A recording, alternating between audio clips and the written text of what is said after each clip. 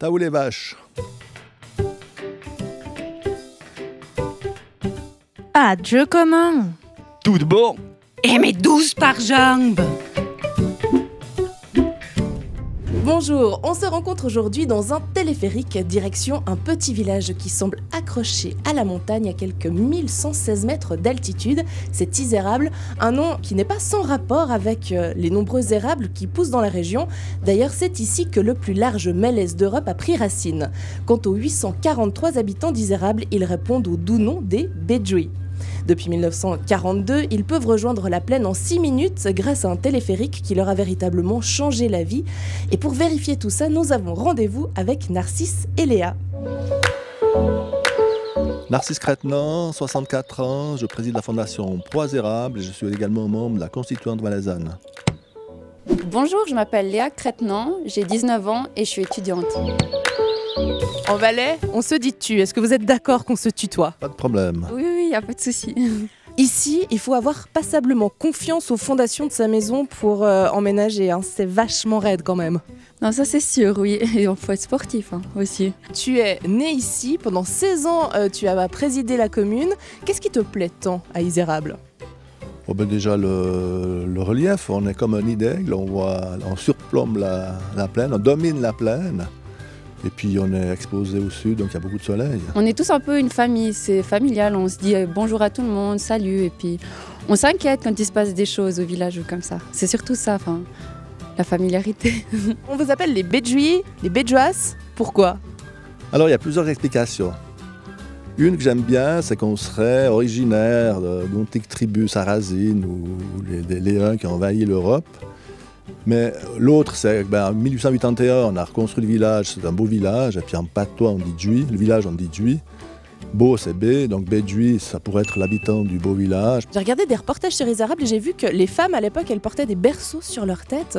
Pourquoi elles faisaient ça? En fait, elles faisaient ça parce que comme ça, elles avaient les mains liées. Parce que le berceau, il faut savoir, c'était où ils dormaient les enfants, donc dans la maison, comme ça, ils étaient dans les petits berceaux que vous avez sûrement vu dans le reportage. Et du coup, c'est pour avoir les mains libres et pour tricoter. Et puis aussi, comme ça, quand elles allaient au jardin, elles avaient les hottes.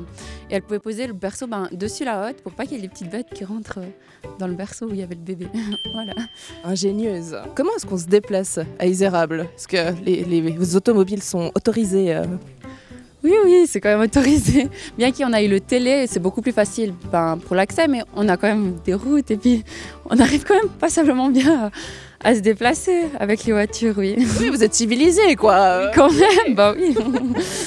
Je suis tombée sur un reportage de 1969 où le journaliste disait que les gens ici, ils étaient sobres, endurants et économes. Qu'est-ce que t'en penses? En plus, ils sont travailleurs. Qu'est-ce que la jeunesse peut faire ici à Izérable? On peut aller boire un peu des verres dans les bistrots, mais c'est vrai que c'est pas l'endroit idéal pour faire la fête. On a des balles, on a la fête de l'érable, on a des concerts, surtout les balles après les concerts, des choses comme ça.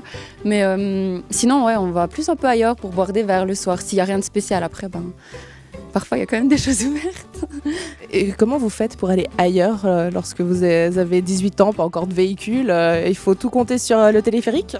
Oui, non, le téléphérique, en plus, il se finit assez tôt le soir, donc il se finit assez tôt. Souvent, on essaye de dormir ailleurs, ou on prend la voiture, on demande à quelqu'un qui puisse nous véhiculer. Mais... Donc en fait, il faut être un peu un aventurier quand on habite ici. Exactement, ouais. La problématique d'Izérable, c'est qu'on perd des habitants. Mais on ne perd pas des habitants nécessairement parce que les jeunes partent. On perd des habitants parce que... Aujourd'hui, les familles sont plus petites. Et puis, on a peu de gens de l'extérieur qui viennent habiter Izérable. Les patronymes les plus répandus ici, c'est quoi? Alors, Monet, Crétenant, Ouiamo. Puis quand le téléphérique a été construit, on a dit c'est comme les monnaies étaient majoritaires, on a dit c'est un porte-monnaie. Oh, joli. Est-ce qu'il fait bon vivre à Izérable? Oui, il fait vraiment bon vivre. Bon, je te propose qu'on trinque à ton village. Merci. Mais très volontiers, d'autant plus que le vin s'améliore avec l'altitude. Alors, on se réjouit de déguster ça. Donc là, où est-ce qu'on va, Narcisse? On va trinquer un coup de rouge au Mongelais. Il vient de rouvrir aujourd'hui après 2 mois de fermeture et une rénovation. Alors, allons-y. Ah, il y a du monde. Santé. À Izérable. Santé. Rhône FM. Rythme la vie.